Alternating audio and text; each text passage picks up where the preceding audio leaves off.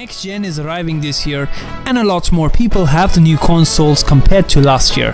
The PS5 and the Xbox One S/X will be on our shelves waiting for the next generation game, considering it has so many exclusive changes.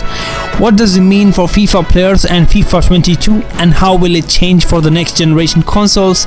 Let's find out. The graphics of the new generation consoles are going to be much better than last year's edition. We all know that.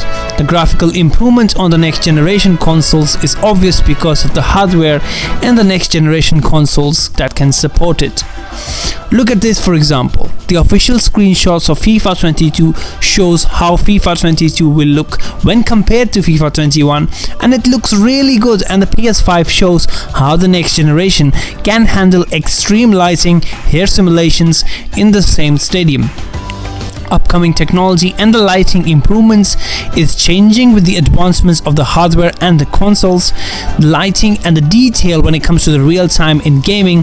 The new advancements in the hardware means ray tracing, path tracing for all lighting, and this basically means that your consoles can calculate how the light behaves, bounces around in the real world. For example, a bigger light can yield brighter results and sharper shadows, and a small light can increase the darkness and act as a spotlight. These are the phenomena that we are used to being working in real life, and now they can emulate it inside the game as well. Makes it extremely easy for the developers to achieve realism that we always wanted without limiting due to the engine's hardware. The controls and the changing of the console generation will also change the way we play FIFA physically.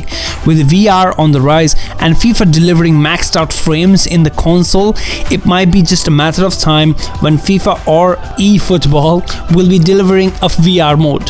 The controller, on the other hand, is changing with the achievement of technology as well. PlayStation haptic feedback is insane. I don't know if you guys have tried it or had a chance to feel it, but in FIFA it vibrates on every step on the field. It doesn't vibrate, but it feels like a little bit, like just when you feel you are stepping on the pitch. Secondly, if you hit the post, the controller vibrates like you hit a hard metal object, and it feels really authentic.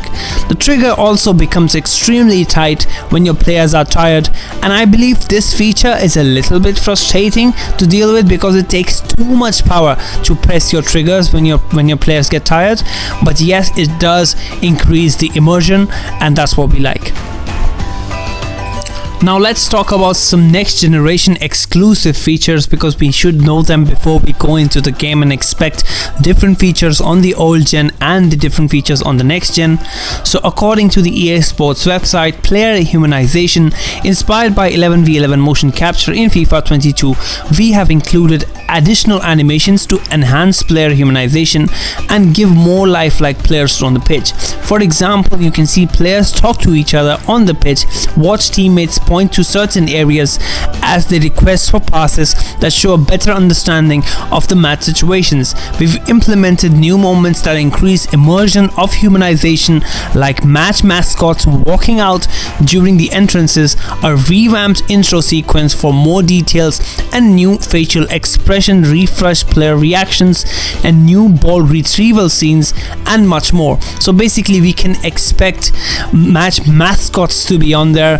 I can only wait to see the dinosaur of Arsenal to be on the field, and stuff like this might be added into the game.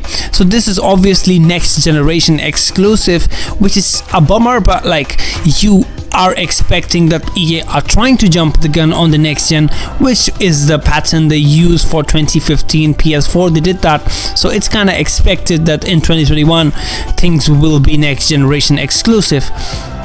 Another feature that they've added is called bigger goal moments. Building on the bigger goal moments from last year, we increased the number of scenes, all with the new animations and cinematography. You can experience new crowd moments, camera angles. The improvements to big goal moments allow you to celebrate big goals with select players as they would do in real life, with substitutes, managers, crowds, and all involved in the spectacle. This is another one that looks completely smooth when you look at it. the composed ball feature, where they take one touch from the knee and the second touch from their feet and move on with the pace of the attack. This is one of the best features I really liked, because PES used to do it a lot in their games and FIFA has now adapted it. To do this feature, they are saying that the player should not be sprinting or holding the RT/R2. There should be no opponents nearby. The left stick has to remain still while performing the composed ball control to allow the animation to complete. This condition makes the impacted traps more responsive, and any drastic changes in the left stick input allows the player to make more transitions out of the animations. Specific attributes dictate how consistently they can be performed. Air/ground controlled ball control, at least 70 ball control and 60 agility. Shielding ball control, at least 60 ball control and 70 strength. The consistency scales up with the needed attributes, with a cap being an average of 92 between the aforementioned attributes.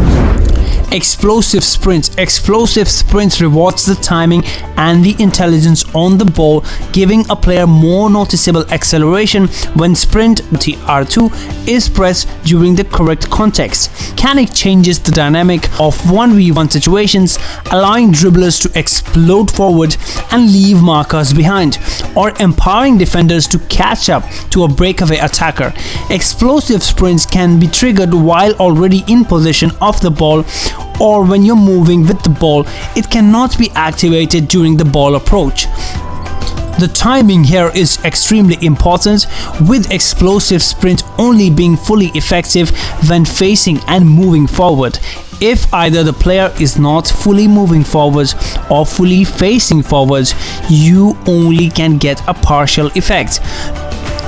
Note that when we are saying forward or fully facing forward, we refer to a straight line direction that the player in question is facing, meaning the explosive sprints are not fully effective when using them moving in anything but a straight line. Normal acceleration rates when pressing or holding the sprint still apply in all other situations. To balance this mechanic, explosive sprint can only happen for a short duration when activated, and then tapers off, going into a cooldown period during which you cannot be activated again until the cooldown ends.